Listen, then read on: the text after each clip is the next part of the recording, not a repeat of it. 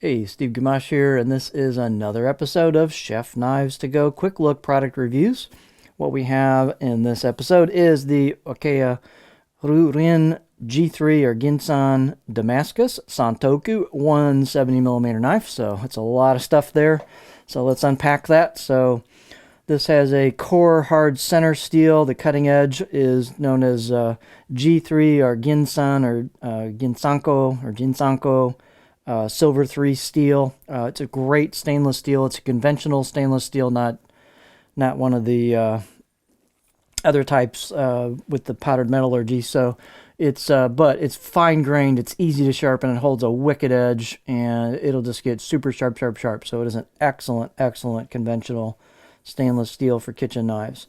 And so what they've done here is they've done multi layers of soft stainless cladding, and they've done some etching or grinding to it, maybe just a little bit of light etching, and then what you get off that is the layers showing up with the grind. So here's the grind coming down towards the edge. It's a really nice look. It's got a little bit of a polish to it. You can see the finish marks all the way down here. It's a very cool aesthetic. This has really nice grinds on it. This is a nicely made knife.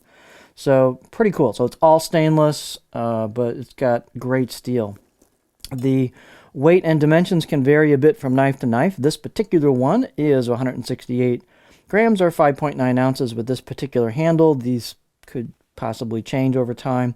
The edge length is 168 millimeters or 6.6 inches from tip to the back of the heel, the chin. And the overall length is about 12.2 inches. Spine thickness, it's about 3 millimeters coming out of the handle above the back of the heel there. And then it's a fairly stout blade, so I got about 2.6 millimeters thickness halfway down. And we don't really have a ton of distal taper where the spine thins out a lot, but it starts thinning out as you start hitting the grind right about there towards the tip. And the tip's pretty thin, so that helps performance a lot. And then let's take a look at this side. Even though it's a fairly stout knife, they thin it out towards the edge, and they've got a very smooth contour here, a grind from the blade flats as it goes down towards the edge. So it's really smooth, kind of a gentle contour, not a hard shoulder there. So this should be a pretty good balanced performer. The out-of-box sharpness was probably about a 6 out of 10 on my scale. Pretty nice edge. They're putting better edges on things these days.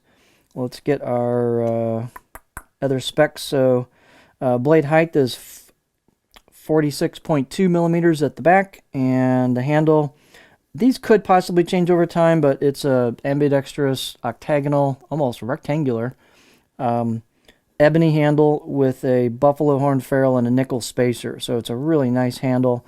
The craftsmanship's very well done on this, and you've got a good tight glue up job into the tang there where it goes in the handle. And circumference on that's about 75 millimeters, about right there where I usually measure. So the handle's a little heavier because of that wood. So it's it's not a small handle. It's got a little length to it. Plus it's got dense wood. So that brings the balance point back here. So it's definitely going to be a little handle heavy.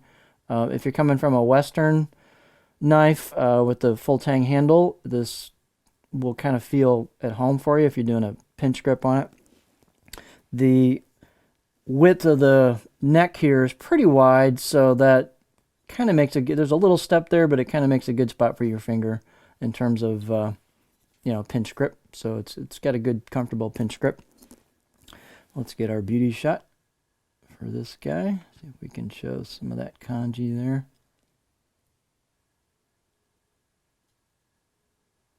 So there we go. And if we look, we've got some, I think it might be laser engraved, possibly embossed. Almost looks laser engraved to me. I don't think it's hand engraved, but could be. See if we can get that for you. So there's the kanji on the right side of the blade. You can see a really nice finish on this. It's got a little bit of polish, but not a ton, which for me is good because it's easier to show in the lights here. But very nice aesthetic. You've got some polish on the spine, a little bit of relief on the corners, actually a fair amount of relief. And you've got some relief on the choil into the neck, so it's very comfortable out of the box. Again, the craftsmanship's really nice. It's a pretty stiff blade, which gives you a lot of confidence on the board. And what else here? I think we're ready for the cutting board edge profile. So here's what it looks like on a cutting board. It's actually got a pretty versatile profile. The tip's not super high, but you got a bit of belly towards the front half, so I can get up in that range there before it starts wanting to dig the tip in the cutting board. And then it's got a little bit of flat towards the back. Every blade will be slightly different on the profile depending on how that particular craftsman is doing it. But this one has a little bit of flat towards the back, a little bit of gentle belly, and then a little bit more towards the tip. So pretty versatile profile. I wouldn't say it's a big rocker, but it's kind of a short blade anyway. You can definitely rock medium to low stuff, no problem. So just a really nice execution here. This is just a nice, and heat kicked on, but I'll ignore that for this video, then go turn it off. So this is the Okeya Ryu-Rin G3 Damascus Santoku 170mm knife. Ignore the hiss.